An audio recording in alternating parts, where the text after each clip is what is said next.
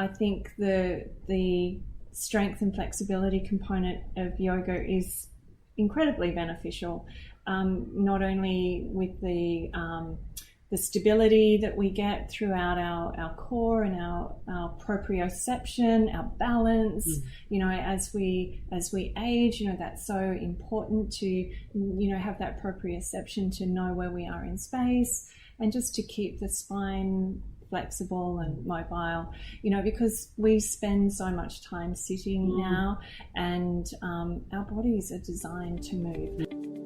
Welcome to the People Leaders Podcast, the audio resource for managers and business leaders creating high-performing teams. Join leadership and team development experts Jan and Michelle Turkelson each week as they explore both subjects from every angle. Through practical tips, valuable insights, and compelling interviews with leadership experts around the world, you'll learn how to bring out the best in your staff and how to give your best as a leader. Okay, here we are, Jan. Hi, Michelle. Really looking forward to this.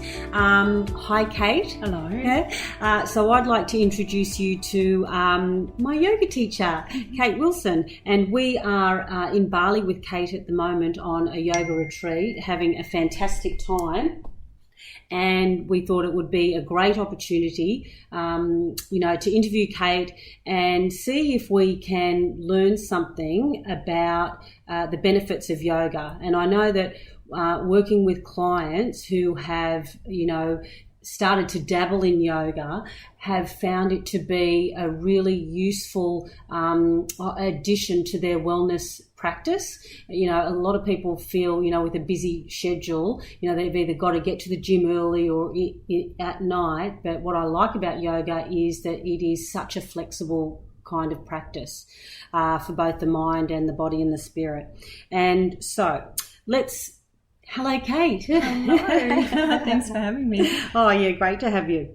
So, do you want to kick off? A couple of questions. So the first thing is, what do you see as the chronic issue that most people come to yoga to try and heal or, get better? Yeah. There's various reasons, I think, for people to begin a yoga practice. But what I see a lot of is people, rather than a physical injury, it's more mental. People just need space. People are so time poor these days, and they just don't know how to slow down.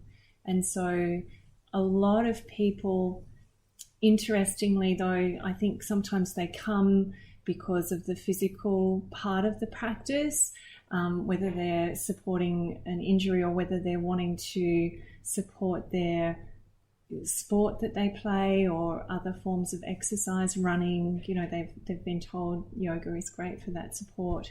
But I think everyone in the end stays because they realize that it's so much more than the physical, and just the mental space and clarity that you get from the practice, the ability to dive deep into yourself.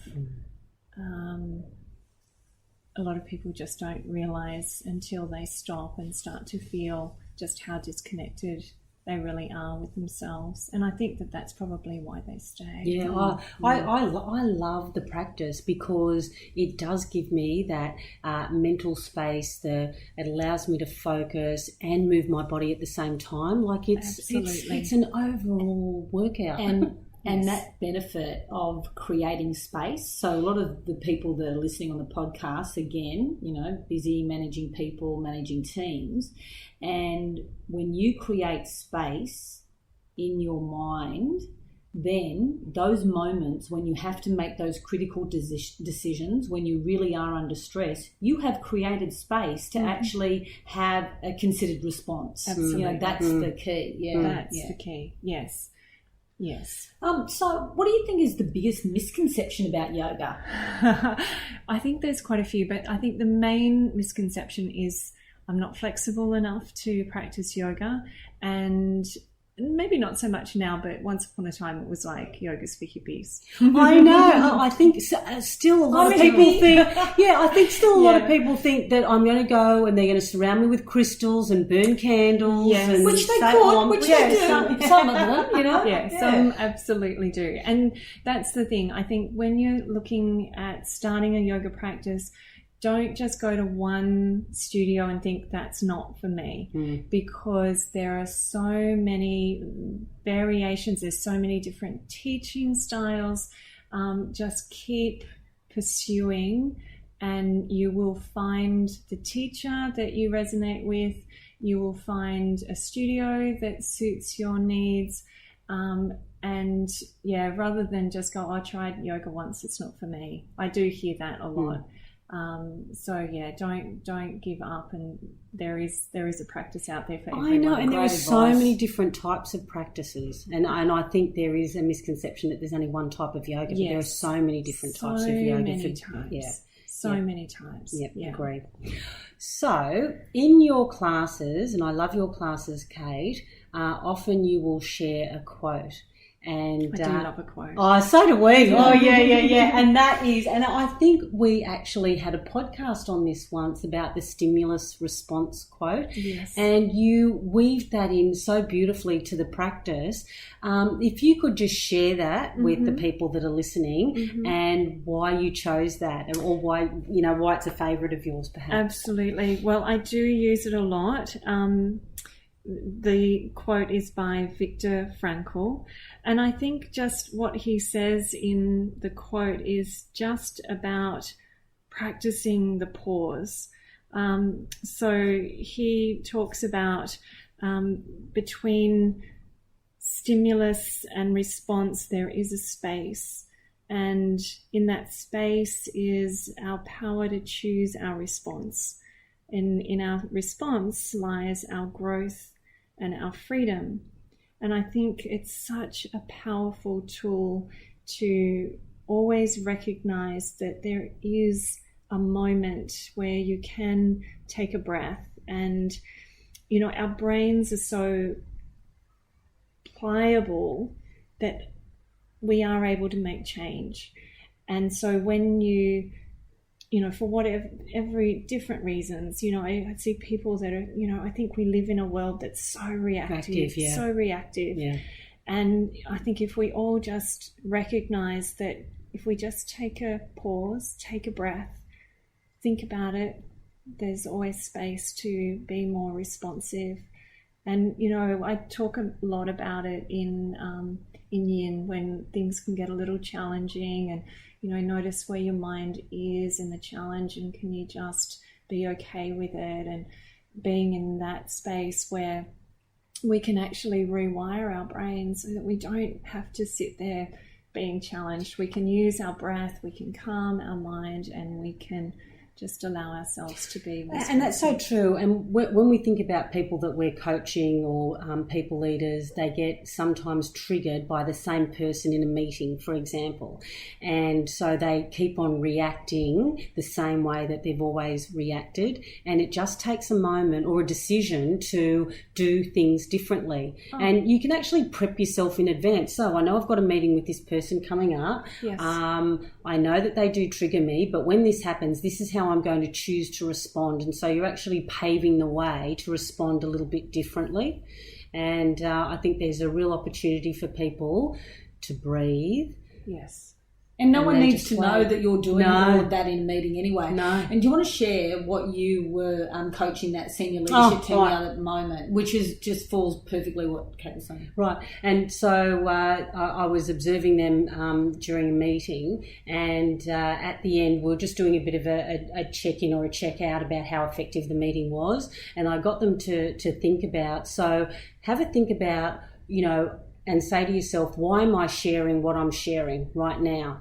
Am I sharing this information, to share progress, to update them, to get a pat on the back? Just be crystal clear about why you are sharing anything with your fellow colleagues. Yeah, and so it just makes them more conscious. Yeah, and we actually do it with each other too. Like the reason, so if I want to download something that's been happening, I'll go, okay, Michelle, I'm just downloading now, and I'll start to speak. The reason why I'm sharing is, and it's like, oh, I'm gossiping, so I have to stop. But it really does make you conscious about why you are sharing something, so... That leads me to another quote, only speak if it improves the silence, which is one of Are you hearing that, the extroverts? Yeah, I know. And introverts too. And one of our quotes is, let silence do the heavy lifting. We didn't make it up, but, it is such a powerful thing sometimes, and we feel like we have to fill it up. Fill all those spaces.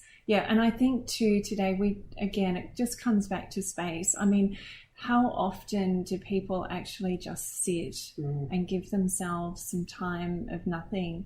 I just was out on the veranda just now, and I noticed, when you're not filling the space with your phone or TV, or you're actually more aware and conscious of what's actually happening in the moment. So, just simple things like 2 little birds came up by the deck and they were having a little splash, and you can just sit there and observe them.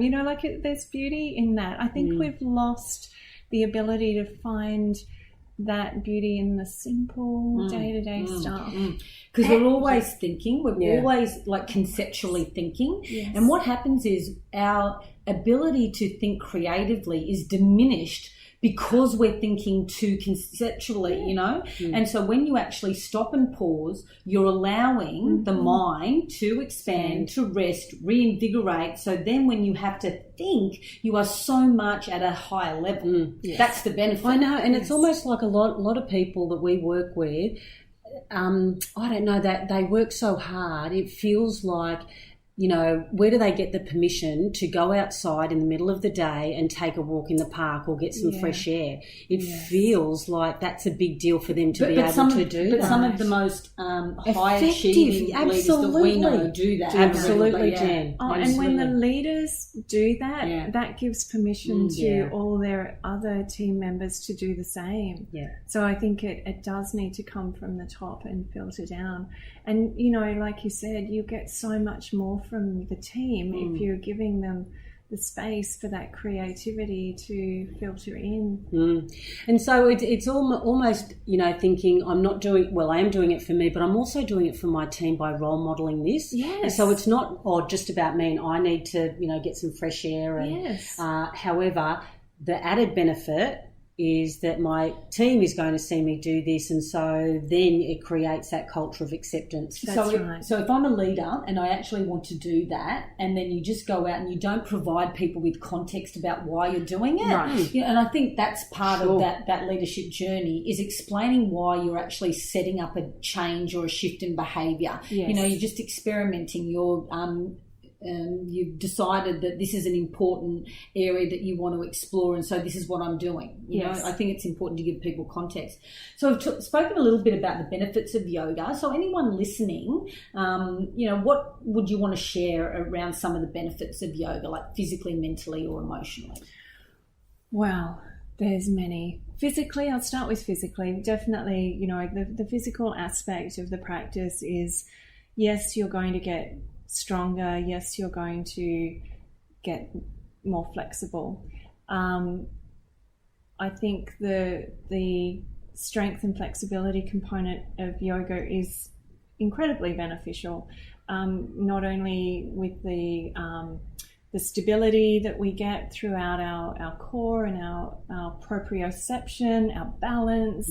As we age, that's so important to have that proprioception, to know where we are in space, and just to keep the spine flexible and mobile, because we spend so much time sitting now, and our bodies are designed to move. Like, even if, people that are in their offices and, we've created these great standing platforms, which are fabulous, but we still need to move. Like, standing in one spot for a long period of time is not good for the body either. Our bodies are designed to move. So physically, yes, 100%. There's so many benefits to yoga.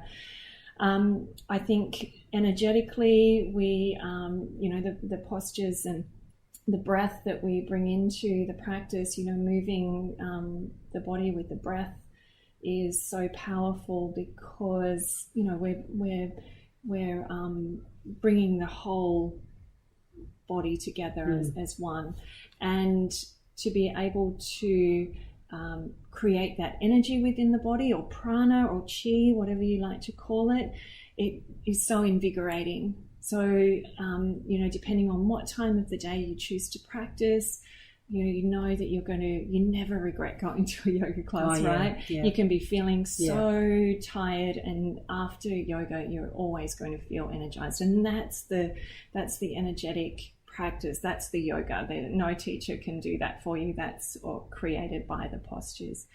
But then, you know, as we've talked about, you know, the mental space, the emotional space, and, you know, what I really hope for my students is that ultimately, you know, all of the postures, the asana, ultimately leads us to be able to sit, to meditate. That was the whole purpose of yoga, to sit for long periods, to meditate, to make the body pliable for that.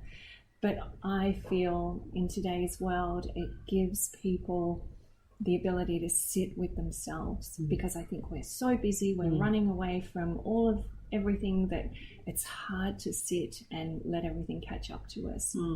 So being able to sit with ourselves and just find that happiness and contentment. In yoga we call that santosha. That's the ultimate, just to be content. Don't we all just want to be content? Absolutely. And that opportunity of sitting with yourself, because we're getting so distracted. The little voice in our head is saying, hey, Jan, try this. And we're just so distracted with everything else. That little voice or that intuition or that hit, we actually overlook it. And there is absolute power in sitting, you know, I get some of my best ideas when I'm coming out of the meditation from yoga. Yes, because you've created space again. It comes down to space.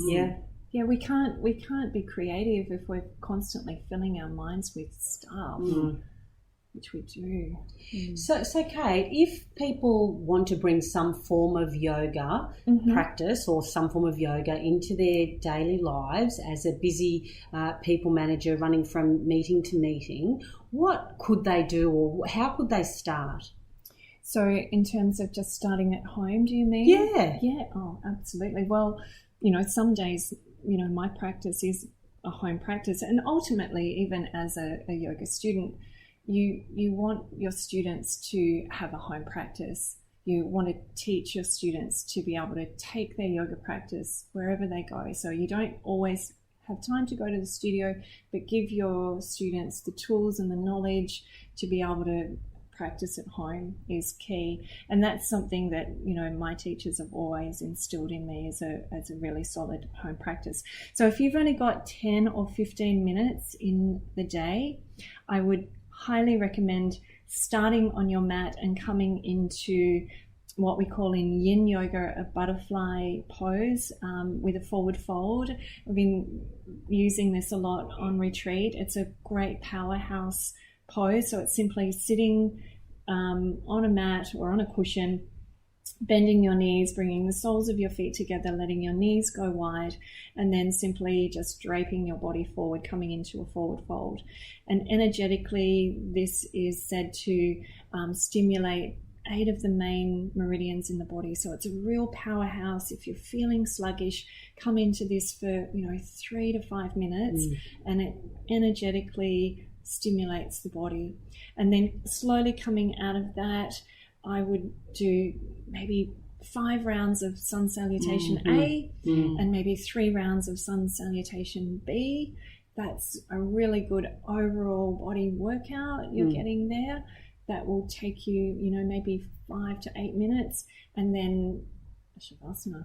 Yeah, and for people who don't understand what a sun salutation A-B savasana is, you can just Google it. Yeah, oh, absolutely. And have a look. YouTube, you start at home before you maybe get to the yoga studio. I would probably do that. There's so much online. You're right. Yeah. Just Google it, YouTube it. You'll be able to find some great information there. And yes, you can do 10-15 minutes of that and you'll feel energized. Oh, totally. And a downward dog, you're working the whole body. So you can easily get strong. So someone who does actually, work on yourself as much as you do, Cate, what's been the biggest insight for you this year? Wow, well, this year has been a really big year for me. I was lucky enough to train earlier in the year with Sarah Powers, who's a very well-known teacher in the yoga world, the yoga community. Sarah came out to Australia in February, and I was lucky enough to get a space in her primary level insight yoga teacher training. Sarah's a long-time practitioner. She's got a very strong Ashtanga practice, and she, together with Paul Grilly, developed the Yin Yoga practice. So she's a practicing Buddhist. So she brings these three styles together and has created her Insight Yoga.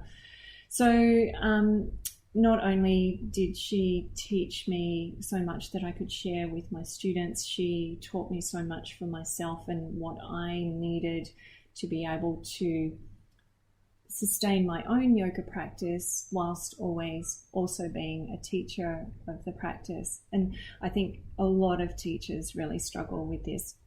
So this year it's been all about a consistent practice for me, and that would just seem like that would just come naturally to a yoga teacher, but unfortunately, we get busy too. So a consistent practice for me has been, really key, and a consistent meditation practice, which she has taught a really great concept of doing that, and I've shared that this week on retreat. So Sarah has really instilled in me the discipline of the practice and how important discipline is so important, isn't it? Which is another word for consistency. And this is what we find with people who are very high achieving, but also are very focused on their renewal. They have a consistent well-being resilience practice. And it doesn't necessarily have to be meditation, because I feel that some people think meditation is a bit just too much for them right now. However, there is something about mindfulness. And we're just thinking, could you share what you shared with us the other day? Because we always like to leave our people leaders with some practical strategies, and I found that to be such a practical strategy, that absolutely. Mindfulness practice. Could you share that, Cate? Yes, I'd love to.